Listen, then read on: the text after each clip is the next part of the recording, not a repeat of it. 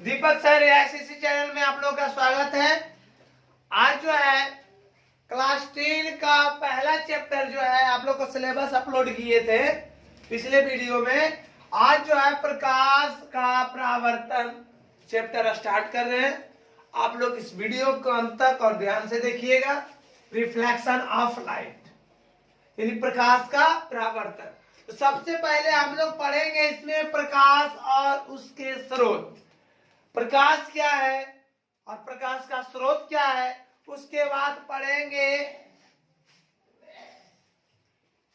दीप्त और अप्रदीप्त वस्तुएं। दीप्त वस्तुएं किसको कहते हैं, है ना, और प्रदीप्त और अप्रदीप्त वस्तुएं किसको कहते हैं, उसके बारे में हम लोग पढ़ेंगे। तो प्रकाश क्या है? प्रकाश जो है जिसकी सहायता से हम किसी वस्तु को देखते हैं। प्रकाश वह कारक है जिसकी सहायता से हम कोई वस्तु को देखते हैं। जैसे ये मोबाइल है, प्रकाश नहीं रहेगा तो पता चलेगा मोबाइल काला है, उजला है कि हरा है, या फिर पता चलेगा कि मोबाइल है कि नहीं। अंधेरा में कभी कभी हम लोग ऐसे ऐसे टटकोरते नहीं दिखता है तो, लेकिन जब प्रकाश आ जाता है तो हम उस वस्तु को आसानी से देख लेते हैं। समझ गए? तो प्रकाश वह कारक है जिसकी सहायता से हम किसी वस्तुओं को देखते हैं। अब है प्रकाश स्रोत। प्रकाश स्रोत क्या है? स्रोत का मतलब सोर्स क्या है? जहां से प्रकाश निकलता है ना, जिस स्थान से प्रकाश है ना निकलता है उसे हम लोग क्या कहते हैं? प्रकाश स्रोत। तो प्रकाश और प्रकाश स्रोत समझ गए हैं। प्रकाश वह कारक है जिसकी सहायता से हम किसी वस्तु को आसानी से देख लेते हैं, उसे प्रकाश कहते हैं। और आपका प्रकाश स्रोत है ना, जिससे प्रकाश निकलता है उसको क्या कहते हैं हम लोग? प्रकाश स्रोत कहते हैं। तो लिखिए तो आप लोग फटाफट।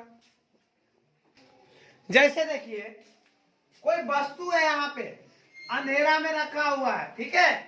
तो इस वस्तु को देखने के लिए यदि लाइट इस पे मारते हैं ना, जिस वस्तु को देखना रहे उस पे प्रकाश मारा जाता है कि अपने आंखों में मारते हैं नहीं ना।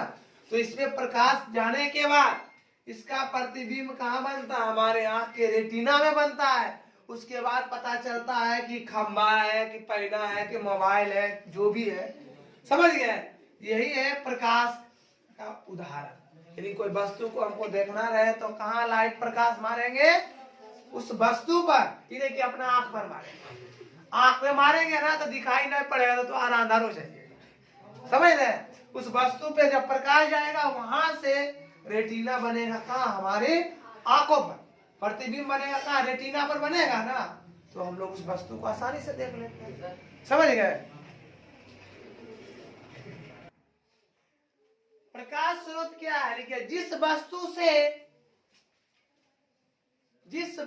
से प्रकाश निकलता है उसे प्रकाश स्रोत कहते हैं।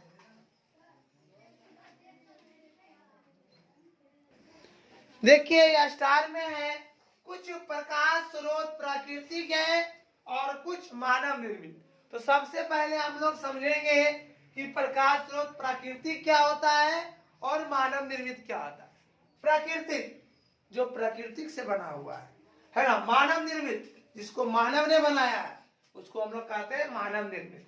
अब प्राकृतिक में जैसे कहेंगे सूर्य है ना, तारा, ये सब क्या प्राकृतिक है। और मानव निर्मित क्या हो गया? दिया हो गया, लालटेन हो गया, मोमबत्ती हो गया, बल्ब हो गया। ये सब कौन? मानव ने बनाया है, उसको हम लोग कहते हैं मानव निर्मित। इसको मानव ने बनाया है उसको मानव निर्मित कहते हैं। कोई दिक्कत नहीं ना? तो लिख लीजिए इसको। देखिए इनमें सूर्य हम पृथ्वी वासियों के लिए प्रकाश का सबसे बड़ा स्रोत है। सभी लोग जानते हैं कि प्रकाश का सबसे बड़ा स्रोत क्या है? सूर्य है। सूर्य नहीं रहता तो हम लोग को अंधकार में रहना पड़ता। समझ गए? प्रकाश के जितने भी स्रोत हैं उनमें अन्य प्रकार की विभिन्न ऊर्जाओं को प्रकाश में बदला जा सकता है। और आपको पढ़ना है प्रदीप्त और अप्रदीप्त वस्तुएं। प्रदीप्त वस्तुएं किसको कहते हैं? अप्रदीप्त वस्तुएं किसको कहते हैं? इसके बारे में हम लोग को जानना है। तो कुछ वस्तुएं जो है प्रकाश उत्सर्जित करती है, पर उत्सर्जित का मतलब निकालती है, उसको हम लोग कहते हैं प्रदीप्त, है ना। कुछ वस्तुएं जो है प्रकाश उत्सर्जित करती है, उसको हम लोग कहते हैं प्रदीप्त, और कुछ वस्तुएं हैं जो प्रकाश उत्सर्जित नहीं करती है, उसको कहते हैं अप्रदीप्त। इसका नाम दीप्तमान भी है। प्रदीप्त का जो है दूसरा नाम क्या है?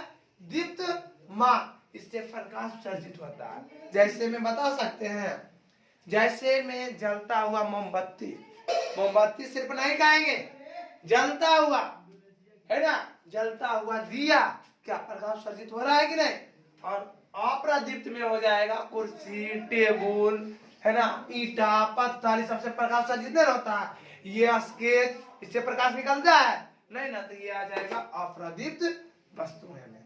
उसके बाद हम लोग को पढ़ना है प्रकाश की किरणें, है ना। किरण कितने प्रकार के होते हैं, है ना। किरण पुंज पढ़ना है। पुंज का मतलब समझिएगा, ढेर सारा रहेगा तबे पुंज होगा। तो अगले वीडियो में हम आप लोग को बताएंगे। इस वीडियो के साथ बने रहे। Like, subscribe, comment and share जरूर कीजिए।